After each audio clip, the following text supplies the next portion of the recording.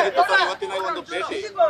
ಕಳೆದ ಬಾರಿ ಚುನಾವಣೆಯ ಕಾವು ಹೇಗಿತ್ತು ಅಂತ ಎಲ್ಲರೂ ಕೂಡ ನೋಡಿದ್ದೀವಿ. ಅದಕ್ಕಿಂತಲೂ ಕುತೂಹಲ ಆಗಿತ್ತು ಈ ನಿಮ್ಮ ಭೇಟಿ. ಏನೆಲ್ಲ ಚರ್ಚೆ ಆಯ್ತು ಸರ್? ಈಗ ಇವತ್ತಿನ ಭೇಟಿ ಅತ್ಯಂತ ಸೌಹಾರ್ದಯುತವಾಗಿ ಆಗಿರತಕ್ಕಂಥ ಭೇಟಿ. ನನಗೆ ಅಂಬರೀಷ್ ಅಣ್ಣವರ ಮನೆ ಹೊಸದಲ್ಲ. ನಾವು ಹಲವಾರು ವರ್ಷಗಳು ಜೊತೆಗೂಡಿ ಬದುಕಿರ್ತಕ್ಕಂಥವ್ರೆ. ನಾನು 4ನೇ ತಾರೀಕಿನಂದು ಮಂಡ್ಯ ಲೋಕಸಭಾ ಕ್ಷೇತ್ರದ ಚುನಾವಣೆಗೆ ನಾಮಪತ್ರ ಸಲ್ಲಿಸ್ತಾ ಇದ್ದೇನೆ. ಆ ನಾಮಪತ್ರವನ್ನು ಸಲ್ಲಿಸ್ತಕ್ಕಂಥ ಹಿನ್ನೆಲೆಯಲ್ಲಿ ಅಕ್ಕ ಅವರ ಸಹಕಾರವನ್ನು ಕೇಳಲಿಕ್ಕೆ ಇವತ್ತು ಅವ್ರ ಮನೆಗೆ ಬಂದಿದ್ದೇನೆ.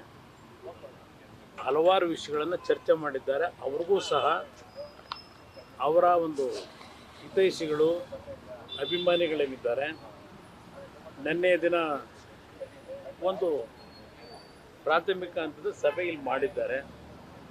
ನಿನ್ನೆಯ ದಿನ ಅವರು ಸಹ ಹೇಳಿದ್ದಾರೆ, ನಾನು ನನ್ನ ನಿರ್ಧಾರವನ್ನು ಮಂಡ್ಯಗೆ 3ನೇ ತಾರೀಕು ಭೇಟಿ ಕೊಟ್ಟು ಅಲ್ಲಿ ಅವರ ಹಿತೈಷಿಗಳ ಸಮ್ಮುಖದಲ್ಲಿ ಅವರ ನಿರ್ಧಾರವನ್ನು ಪ್ರಕಟ ಮಾಡ್ತೀನಿ. ಅವ್ರ ಜೊತೆ ಇನ್ನೂ ನಾನು ಮಾತನಾಡಬೇಕಾಗಿದೆ ಅಂತಕ್ಕಂಥದ್ದು ನಿನ್ನೆ ದಿನ ನಿಮ್ಮೆಲ್ಲರ ಮುಂದೆ ಹೇಳಿದ್ದಾರೆ. ನಾನು ಇವತ್ತೇನು ಚುನಾವಣೆಗೆ ನಾಮಪತ್ರ ಸಲ್ಲಿಸ್ತಕ್ಕಂಥದ್ದಿದೆ, ಅವರು ಸಹ BJP ಜೊತೆ ಒಳ್ಳೆಯ ಬಾಂಧವ್ಯ ಇಟ್ಕೊಂಡಿದ್ದಾರೆ.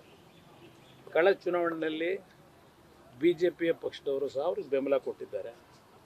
ಈಗಲೂ ಸಹ ಅವ್ರ ಜೊತೆಯಲ್ಲಿ BJP ಹೈಕಮಾಂಡ್ ಇರ್ಬೋದು, ವಿಜಯೇಂದ್ರ ಅವರು ಸಹ ಮೊನ್ನೆ ದಿನ ಬಂದು ಹಲವಾರು ವಿಷಯಗಳನ್ನು ಅವರುಗಳು ಚರ್ಚೆ ಮಾಡಿದ್ದಾರೆ. ಇಲ್ಲಿ ಈ ಹಂತದಲ್ಲಿ ನಾನೇನು ನಾಮಪತ್ರ ಸಲ್ಲಿಸಬೇಕಾಗಿದೆ, ಅವರ ಸಹಕಾರ ಕೋರಲಿಕ್ಕೆ ಏನು ಬಂದಿದ್ದೇನೆ. 3ನೇ ತಾರೀಕು ಅವರ ಕಾರ್ಯಕರ್ತರುಗಳ ಜೊತೆ ಚರ್ಚೆ ಮಾಡ್ತಾ ಇದ್ದಾರೆ, ಅವರ ಅಭಿಪ್ರಾಯಗಳನ್ನು ಪಡಿತಾ ಇದ್ದಾರೆ. ಪಡೆದ ನಂತರ ಅವರ ಮುಂದಿನ ಏನೋ ಒಂದು ರಾಜಕಾರಣದಲ್ಲಿ ತೀರ್ಮಾನಗಳನ್ನು ಮಾಡಬೇಕು, ತೀರ್ಮಾನ ಮಾಡ್ತಾರೆ.